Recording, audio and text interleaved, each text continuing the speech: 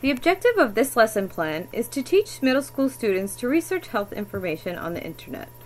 As this title page suggests, there are many varied sources of information available, but it can be difficult to determine what information is reliable and should be considered for personal use.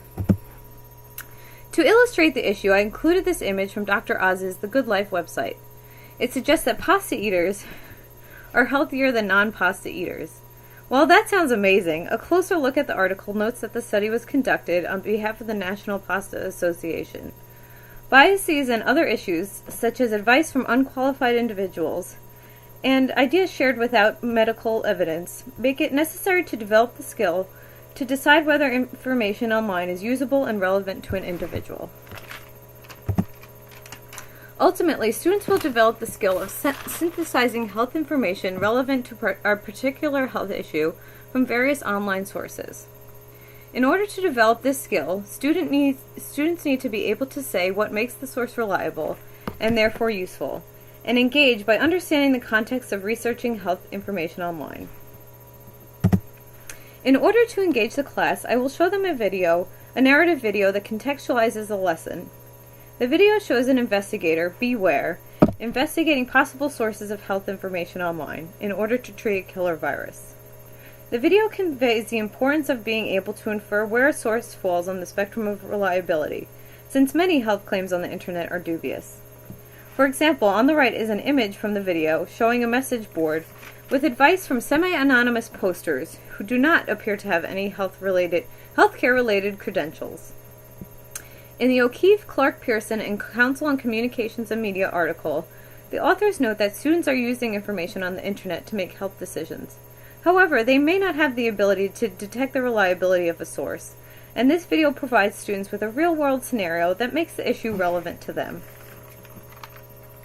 The next step in the learning process is to develop students' ability to say why an online source is reliable or unreliable. In class, I will explain the importance of various website features by visiting a few websites with the students and explaining why features make them unreliable or reliable. For example, on this slide I included an explanation from the National Center for Complementary and Integrative Health website about the importance of finding links to original sources of content. McLaughlin and Lee note that students are active producers of knowledge as they create their own content online. For example, the students here are editing a blog, uploading a self-created video to YouTube, and adding their own recipes to a culinary website. Furthermore, they note that simply memorizing facts and materials seems irrelevant to students, since they can easily find this information through Google or other similar websites. In this activity, students produce their own original content using Instagram, a social networking tool that will allow students to share self-created images and texts. Students will be asked to research and find examples of features that make a website reliable or unreliable, and use Instagram to compile photos and explanations that convey why and how these features contribute to reliability. For example, this slide shows the student has circled the date of a website post. The student then explains why this specific feature makes a website reliable. Finally, students will be asked to review each other's work and heart or comment on at least 5 other student posts. For this sub-assessment, I will primarily be looking at the images, hashtags, and explanations to see if they are on target, and will use these features to determine if the students show an ability to take what they know about reliability and correctly apply this information when they evaluate new sources. The final piece of this lesson includes the creation of a wiki space page for a health issue. As Brown and Adler note, social learning is one of the strongest determinants of student success, and lets students take on different roles, including listener, questioner, and teacher. Playing the role of teacher is especially important because teaching someone else a concept is a powerful way to attain mastery of a subject. Bart and Fisher note, wikis promote an ideal environment for collaborative projects, as they are easy to use and promote various interactions between participants. In addition, they note that wikis help organize content and allows users to generate work-in-progress drafts. Since the final goal of this project is to create a cohesive whole from various sources while also encouraging interaction and collaboration, Wikis seem like an ideal fit for this piece of the lesson. And sorry, I got a little too eager to show Justin Bieber here. So I will assign students to groups in order to complete a wiki page. Each group will choose a specific person and health issue to research. For example, they can choose Justin Bieber as the person and diabetes as the disease. The point here is for them to find information that is not just reliable, but also information that is relevant to a specific individual. This mirrors what might occur in reality when they look for their own information on the information relevant to their own issues on the internet. The students will be asked to find at least 5 reliable sources and use that information to contribute to the wiki page. Here is an example of some of the headings for the content.